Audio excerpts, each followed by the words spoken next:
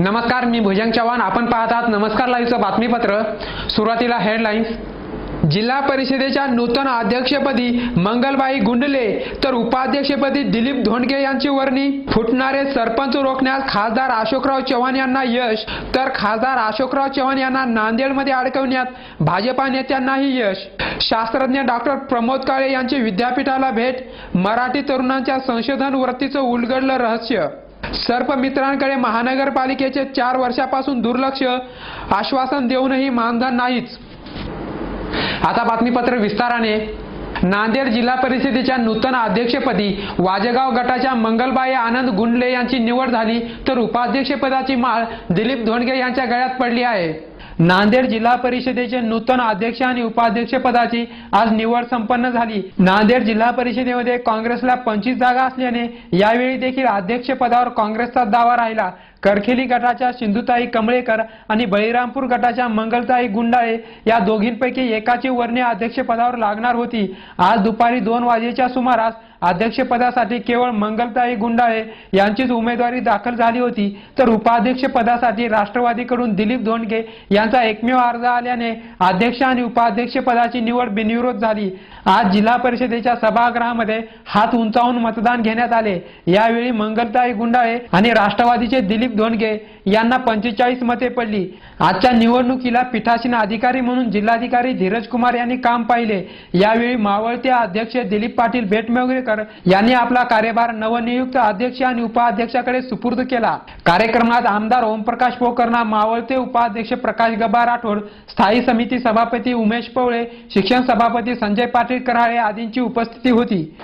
जिल्हा परिषदचा अध्यक्षाचा कार्यभार मंगलताई आनंद गुंडले यांच्याकडे सुपूर्द करणार आहे आणि आज या ठिकाणी उपाध्यक्ष म्हणून राष्ट्रवादीचे दिलीप शंकरांना धोंडगे हे सुद्धा या ठिकाणी जवळपास दोघांनाही 45 मतं त्या ठिकाणी पडलेले आहेत आणि ते बहुमताने विजयी झालेले आहेत. त्यानंतर नवनिर्वाचित अध्यक्षाच्या वतीने पती आनंद गुंडाळे तर उपाध्यक्ष दिलीप धोंडगे यांनी संयुक्तपणे पत्रकार परिषद घेऊन जिल्हा परिषदेतील आगामी कारभाराबाबत बोलताना आपल्या भावना व्यक्त केल्या. जिल्हा परिषदच्या अध्यक्ष निवडीवेळेस सहकार्य केलं आणि माझ्या पक्षाने, माझ्या नेत्यांनी, मी काँग्रेस पक्षाचा 27 वर्षाचा कार्यकर्ता असल्याकारणाने पक्षाशी एकनिष्ठ आलो. अण्णांचं तुम्ही सर्वजण राजकारण पाहता, त्याचा फायदा नक्कीच अण्णांचं मार्गदर्शन, तुमच्या सगळ्यांचं काही मार्गदर्शन याच्यातून मी सगळ्या सहकार्याला आणि गावागावातील विकासाला प्राधान्य देणार आहे. नवनियुक्त अध्यक्ष आणि उपाध्यक्षांना उपस्थित पदाधिकाऱ्यांनी शुभेच्छा दिल्या.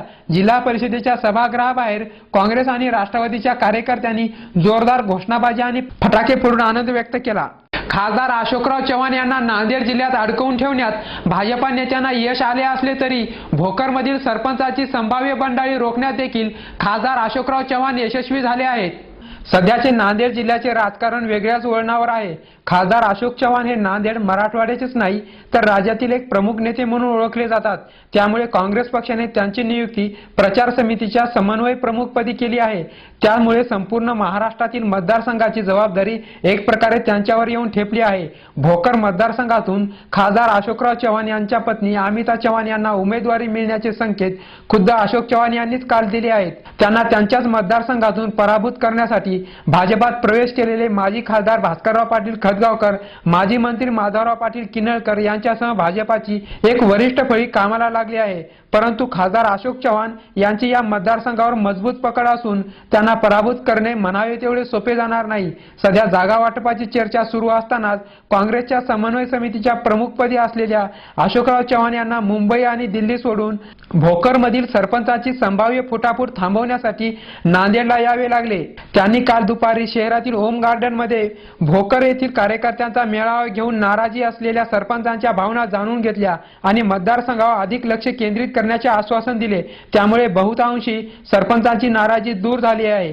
परंतु खासदार अशोकराव चव्हाण यांना राज्यावरील लक्ष भोकर मतदारसंघावर केंद्रित करावे लागले.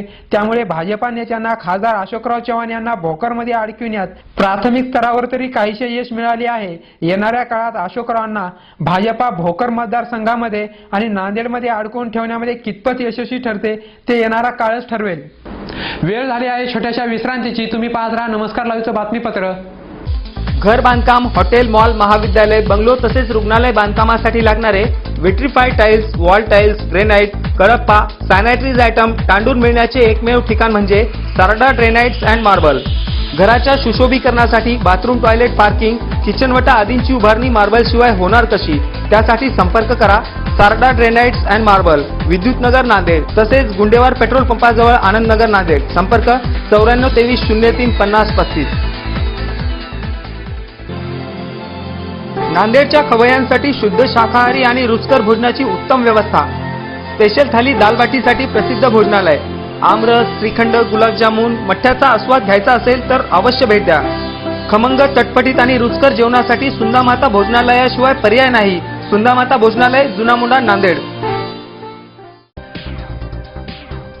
शुभेच्छा पाठवा सुंदर बुकेसह. संपूर्ण भारतात आणि 190 देशात कुठेही बुके पाठवण्याची सोय फक्त फ्लॉवर अँड फ्लॉवर्सवर. Bouquet, stage decoration, room decoration आणि कार डेकोरेशनचे सृजनशील नाव flower and flowers, centre point, Shivajinagar, Nanded. संपर्क 73 50 62 56 56. प्रत्येक समारंभाची रंगत वाढवतात ती फुलं आणि फुलाची रंगत वाढवतात flower and flowers. Wooden, ceramic आणि ग्लास फ्लॉवर पॉटसाठी तसेच स्टेज डेकोरेशन, रूम डेकोरेशन आणि कार डेकोरेशनसाठी संपर्क करा flower and flowers, Shivajinagar, Nanded. संपर्क 73 50 62 56 56. विश्रांतीनंतर पुन्हा एकदा आपलं स्वागत. इस्रो येथील महाराष्ट्रीयन शास्त्रज्ञ डॉक्टर प्रमोद काळे यांनी आज स्वामी रामानंद तीर्थ मराठवाडा विद्यापीठाला भेट दिली. यावेळी त्यांनी संशोधन क्षेत्रात कार्य करू इच्छिणाऱ्या तरुणांच्या मानसिकतेबाबत चर्चा केली आणि अभ्यासक्रमातील संशोधन वृत्तीचं महत्त्व स्पष्ट केलं. स्वामी रामानंद तीर्थ मराठवाडा विद्यापीठाने अलीकडच्या काळामध्ये शिक्षण गुणवत्ताभिमुख व्हावे या दृष्टिकोनातून आपल्या शिक्षणामध्ये अनेक बदल केलेले आहेत. वेगवेगळ्या अभ्यासक्रमावर आधारित प्रात्यक्षिक शिक्षण देण्याबरोबरच शिक्षणप्रेमी आणि साहित्यप्रेमी असलेले कुलगुरू डॉक्टर पंडित विद्यासागर यांनी व्यवहारभिमुख शिक्षणाला चालना दिलेली आहे. त्यासाठी त्यांनी संशोधनावर देखील भर दिलेला आहे. त्याचाच एक भाग म्हणून आज इस्रो या संशोधन केंद्रातील संशोधन करणारे मराठी शास्त्रज्ञ डॉक्टर प्रमोद काळे यांना विद्यापीठामध्ये आमंत्रित केले होते. यावेळी डॉक्टर प्रमोद काळे यांनी पत्रकारांशी मनमोकळा संवाद साधून मराठी विद्यार्थ्यांमध्ये असलेले सुप्त गुण कसे वृद्धिंगत करावे आणि परदेशामध्ये शिक्षण घेणाऱ्या अथवा नवनवीन तंत्रज्ञान आत्मसात करणाऱ्या मराठी माणसाची असलेली वेगवेगळी मानसिकता त्यांनी प्रकट केली. तुम्ही म्हणजे विद्यार्थ्यांना मी एकच नेहमी सांगत असतो की सतत काही ना काही वाचत राहायला पाहिजे. नुसतं मीडियाच्या ह्याच्यात न राहता काहीतरी लायब्ररीत जाऊन पुस्तकं वाचायला पाहिजेत, नवीन पुस्तकं वाचायला पाहिजेत, नवीन विषयांच्यावरती थोडासा अभ्यास करा. यावेळी शास्त्रज्ञ डॉक्टर प्रमोद काळे यांनी विद्यापीठातील संशोधन केंद्राची देखील पाहणी करून व्यवस्थापन आणि विद्यार्थ्यांशी संवाद साधला.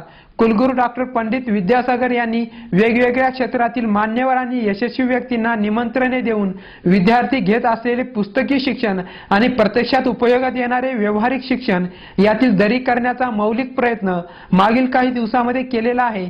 त्यांच्या या प्रयत्नांना बऱ्यापैकी यश मिळत आहे असे दिसून येते. कधी कुणाच्या घरात साप निघेल याबाबत सांगता येत नाही.